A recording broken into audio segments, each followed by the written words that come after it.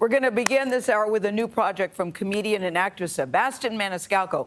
If you've seen any of his stand-up routines, you know he is laugh out loud, hilarious, pee in your pants funny. Yeah. You also know he spends a lot of time talking about his wife and his kids. Why is everybody bragging about their kids? Don't we have any dumb kids anymore?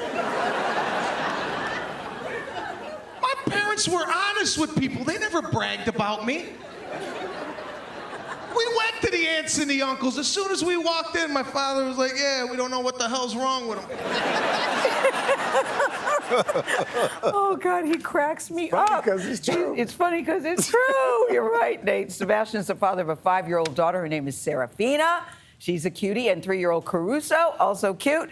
Now he's teaming up with pediatrician Dr. Scott Cohen, the author of Eat, Sleep, Poop, like that title. They've launched a parenting podcast. Listen to this. It's called Daddy versus Doctor. They share advice and their own parenting adventures. Here's a look. Good morning, everybody. My name is Sebastian Maniscalco. I'm sitting here with Dr. Scott Cohen, who is our pediatrician. Now, we are joined by a beautiful couple here, Gondoe and Malika, and they have a kid 13 months old, Arev, who's dealing with temper tantrums. Now, we're going to see what's going on in their world. Take a look at this clip. He is full of energy. What else did you do? When he's happy, he's excited, he is bouncing around everywhere. He's amazing and he smiles. Brings me almost to tears because it's just awesome. It's such a great feeling. The tantrums really make me feel helpless in a way. What's wrong with him? Am I doing something wrong? Am I missing something? His tantrums are passionate. If something is not going right, he will let you know. He's very, very emotional when it comes to that. He'll throw things. You might feel mom guilt, like why can I not figure this out? He knows what he wants, and so he's driven. That's what I love about him. I didn't grow up with a father, so it's been hard because I just don't know what I'm doing sometimes. I want to do it right. Wow, now watching that video, for me, brought back memories. Should they be worried? Is this normal behavior? I mean, first of all, which side of the family does this behavior take after? There's days where maybe both. Yeah. This is so common. It happened with your two, it happened with my 2 girls, and there's not one size fits all when it comes to parenting. Like, what did you do when Caruso was flipping out on the floor? I called my wife.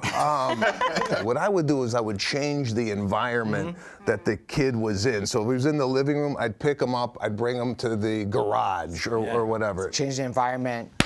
So yeah, I got you. Distraction works really well. It works well for Sebastian's behavior. Sometimes something simple, knocking on a door, clapping your hands, waving. You got to try different things at different times. I saw the headbanging, and my son was doing that for a little bit. Is that something where you put like a pillow between the wall and the head? Because once I saw that, I'm like, that's it. I always look at it as a major issue, whatever they have. Like you just said, my kid's the only one doing this. Yeah. Something's wrong. Yeah. Our DNA is screwed up. That behavior is attention-seeking behavior. So, like you said, you want to make sure he's in a safe place, right? He's not on a cement floor. You want to move him over to carpet or something. But in reality, if he's headbanging, you can let it be. He really won't hurt himself. And now you just have the ability to ignore this? What do you do in your head to just kind of forget about it? I mean, either I'll just tune it out or I put the TV on, watch something, and then she'll be like, he's been crying this whole time. And I'm like, oh, I don't know what to do. So I just kind of go to the other room sometimes and look at the baby monitor and like hope he's okay, Parents are the ones who need the timeout sometimes. Yeah. Right? Like you need to just take a deep breath, go in another room, settle, and then you can come at it in a different way. Yeah. The idea is sort of, as he gets older, ignore behaviors you want to get rid of, give attention to ones you want to keep. When tantrums happen, it can cause other emotions between us, and all of a sudden, more me. But like it's you know what I mean? Like the arguments start happening, and then we're like, why are we all yelling at each other? Yeah, it's like, why are we don't hate each other? Like, what's going on here? How does one handle all of that when everything's going wrong, if you will, you know?